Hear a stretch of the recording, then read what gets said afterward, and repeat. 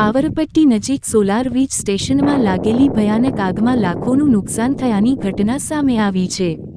લગભગ 6 કલાક સુધી લાગેલી આ આગે સોલાર પ્રોજેક્ટની સામગ્રીને ભસ્મીભૂત કરી દીધી છે। વધુ માહિતી માટે જોઈએ આ રિપોર્ટ।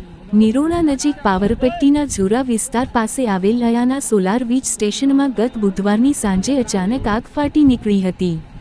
સાંજે આશરે સવારે 7:30 વાગ્યાના સમયગાળામાં શરૂ થયેલી આગ પવનના જોરને કારણે થોડા જ સમયમાં ભયાનક સ્વરૂપ ધારણ કરી ગઈ હતી। આગ એટલી વિકરાળ બની કે સોલાર પ્લેટો, કોપર કેબલ, પ્લાસ્ટિક અને લાકડા જેવી મોટી માત્રામાં સામગ્રી બળીને રાખ બની ગઈ હતી। આ ઘટનામાં અંદાજે 40 લાખ રૂપિયાનું નુકસાન થયાનું પ્રાથમિક અનુમાન છે।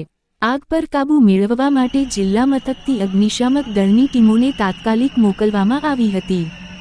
ભુજથી ફાયર બ્રિગેડના વાહનો ઘટનાસ્થળે દોડી આવ્યા હતા, જ્યારે પાલનપુર અને ઝુરા ગામના લોકો પણ પાણીના ટેન્કરો સાથે મદદે આવ્યા હતા। સ્થાનિક લોકો અને ફાયર ટીમની ભારે જહેમત બાદ લગભગ 6 કલાકની કામગીરી પછી મધ્યરાત્રિના લગભગ સવારે 1:30 વાગ્યે આગને કાબૂમાં લેવામાં આવી હતી। પ્રોજેક્ટ ઇન્ચાર્જ સમીરભાઈ ચૌહાણના જણાવ્યા મુજબ આસપાસના ખેતરોમાં એરંડાના પાકના કચરાને સળગાવવાની કામગીરી ચાલી રહી હતી।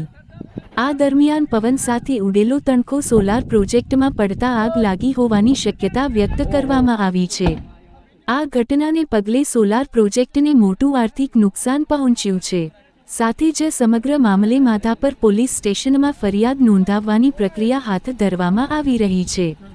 મહત્વપૂર્ણ છે કે ઉનાળાની ઋતુમાં ખેતરોમાં કચરો સળગાવવાના કારણે આવી આગની ઘટનાઓ વધતી જાય છે।